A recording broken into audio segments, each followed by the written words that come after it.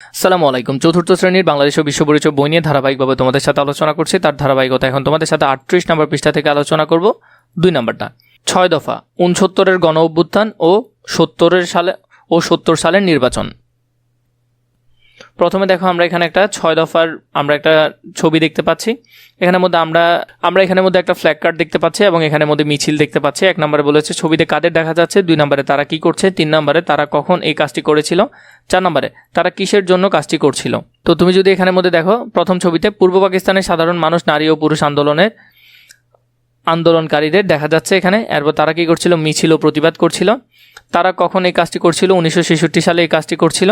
তারা কিসের জন্য এই কাজটি করছিল, 6 দফা দাবির সমর্থনে এবং পূর্ব পাকিস্তানের অধিকার আদায়ের জন্য এই কাজটি তারা করছিল। তাহলে এইখান থেকে তুমি সুন্দর করে কি করতে পারবে, আনসারগুলো লিখে ফেলতে পারবে।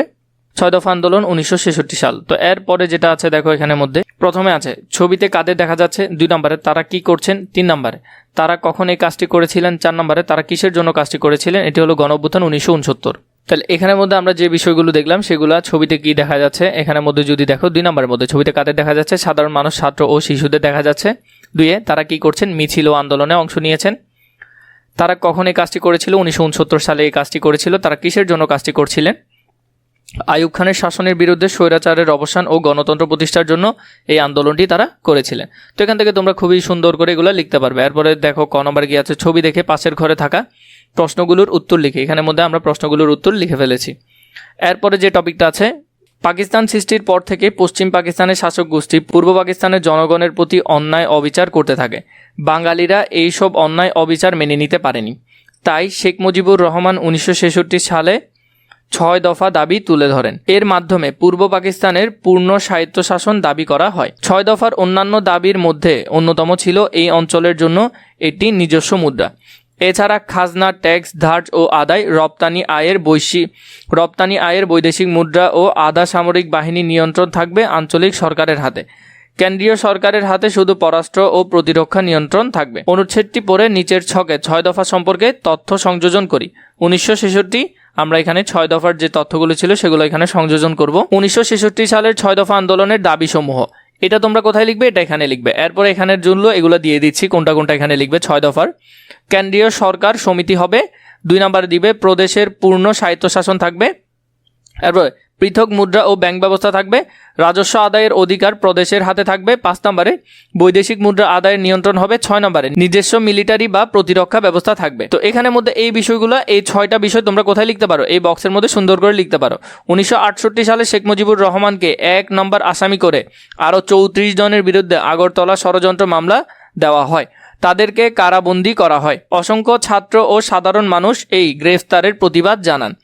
মামলা প্রত্যাহার এবং সকল কারাবন্দী মুক্তির জন্য মাওলানা ভাসানীর নেতৃত্বে ছাত্র জনতা আন্দোলন শুরু করে। তা একসময় গণ অভ্যুত্থানের রূপ নেয়, যা 69-এর গণ অভ্যুত্থান নামে পরিচিত। এই গণ অভ্যুত্থানে শহীদ হন আসাদ, ডাক্তার শামসুজ্জোহা, সার্জেন্ট জহুরুল হক, শিশু মতিউর সহ অনেকে। পাকিস্তান সরকার শেষ পর্যন্ত সকল রাজবন্দীকে মুক্তি দিতে বাধ্য হয়। শুধু তাই নয়, প্রেসিডেন্ট আইয়ুব খান পাকিস্তানের সেনাবাহিনীর প্রধান জেনারেল ইয়াহিয়া খানকে ক্ষমতা দিয়ে বিদায় নেন। 69-এর গণ অভ্যুত্থান পূর্ব পাকিস্তানের জনগণকে ঐক্যবদ্ধ করেন। তো এখান থেকে তোমরা এই বিষয়গুলো একটু ধারণা নিবে। এরপর দেখো, শহীদ আসাদ, ডাক্তার শহীদ শামসুজ্জোহা, এরপরে হলো যে শহীদ সার্জেন্ট জহুরুল হক, এরপরে শিশু শহীদ মতিউর।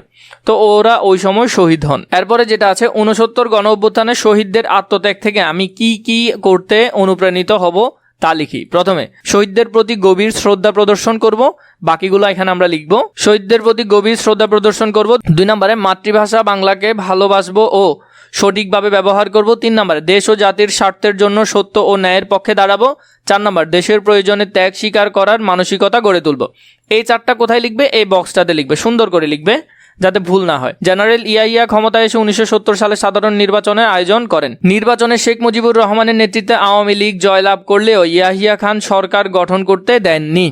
ফলে পূর্ব পাকিস্তানের জনগণ পাকিস্তানি শাসকদের বিরুদ্ধে প্রতিবাদী হয়ে অসহযোগ আন্দোলন শুরু করেন। 1970 সালের নির্বাচনে মানুষ ভোটাধিকার পায় এবং তাদের এই সমর্থন পূর্ব পাকিস্তানের স্বাধীনতার পথ সুগম করে। নিজেদের কথাগুলো দলে ভাগ হয়ে প্রশ্ন বানাই এবং অন্য দলকে জিজ্ঞাসা করি। প্রশ্ন তৈরি করা শেষ হলে কেউ বই খোলা রাখতে পারবে না, যে দল সবচেয়ে বেশি সঠিক উত্তর দিতে পারবে সেই দল হবে বিজয়ী। তো তোমরা নিজেদের মধ্যে প্রশ্ন আলাপ করবে এবং একজন একজনকে প্রশ্ন করবে, যে বেশি প্রশ্নের উত্তর দিতে পারবে সেই কি হবে, বিজয়ী হবে।